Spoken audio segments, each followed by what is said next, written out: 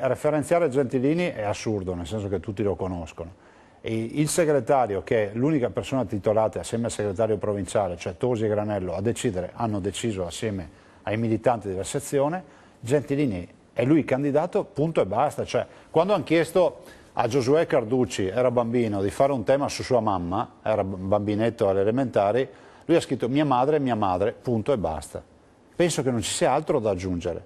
E io spero che si faccia una bella campagna e dopodiché il risultato è sempre in capo al candidato, nel senso che il candidato è colui che saprà esprimere il miglior risultato. È la partita più difficile per la Lega questa? Beh, tutte sono partite difficili, c'è anche il comune di Codega quando corriamo le partite sono difficili, poi ci fa piacere... Però Treviso è un capoluogo, è un simbolo, no? Era una roccaforte. Treviso è un simbolo, in Lega è chiaro, chi ha la responsabilità di decidere il candidato è il segretario nazionale che è Tosi assieme a Granello e ai ragazzi di Treviso. Perdere Treviso sarebbe un dramma?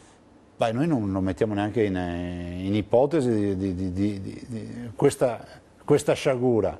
E io spero che Gentilini ce la faccia, ha gli strumenti per farcela, dipenderà da lui.